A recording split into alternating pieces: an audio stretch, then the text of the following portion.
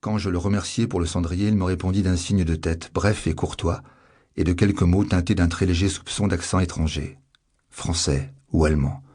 Je n'aurais pu dire lequel, car son anglais était presque impeccable. Que vis-je d'autre en ces premiers instants? Un teint pâle, des cheveux roux, négligés, coupés plus courts que ceux de la plupart des hommes à cette époque, un beau visage carré, sans signe distinctif particulier, un visage générique, en quelque sorte, un visage qui deviendrait invisible dans n'importe quelle foule. Et des yeux bruns et calmes, les yeux inquisiteurs d'un homme qui semblait n'avoir peur de rien. Ni mince, ni lourd, ni grand, ni petit, et donnant néanmoins une impression de force physique, peut-être en raison de l'épaisseur de ses mains. Quant à Margot, elle était là, ne remuant pas un muscle, le regard perdu dans le vide, comme si sa principale mission dans la vie consistait à avoir l'air de s'ennuyer. Mais attirante, très attirante, pour le gars de 20 ans que j'étais, avec ses cheveux noirs, son col roulé noir, sa mini-jupe noire, ses bottes de cuir noires, et ses grands yeux verts, lourdement fardés de noir. Pas une beauté sans doute, mais une représentation de la beauté, comme si le style et la sophistication de son apparence incarnaient quelque idéal féminin de l'époque. Born déclara que Margot et lui étaient sur le point de partir, quand il m'avait aperçu, planté seul dans mon coin, et m'avait trouvé l'air si malheureux qu'ils avaient décidé de venir me remonter le moral, juste pour s'assurer que je ne me tranche pas la gorge avant la fin de la soirée. Je n'avais pas la moindre idée du sens à prêter à cette déclaration.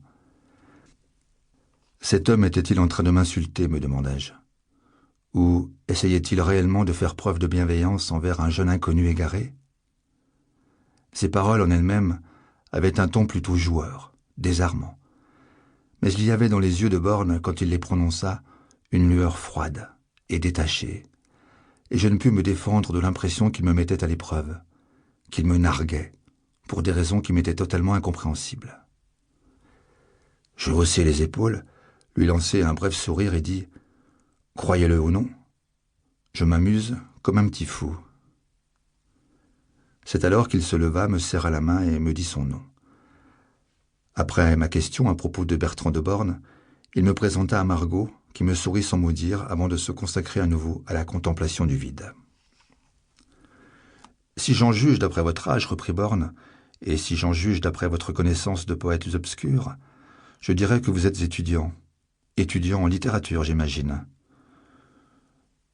New York, University ou Columbia? Columbia. Columbia, soupira-t-il. Quel morne endroit. Vous connaissez? J'enseigne depuis septembre à la School of International Affairs, professeur invité en poste pour 1 an. Heureusement, nous voici en avril et je repars pour Paris dans 2 mois.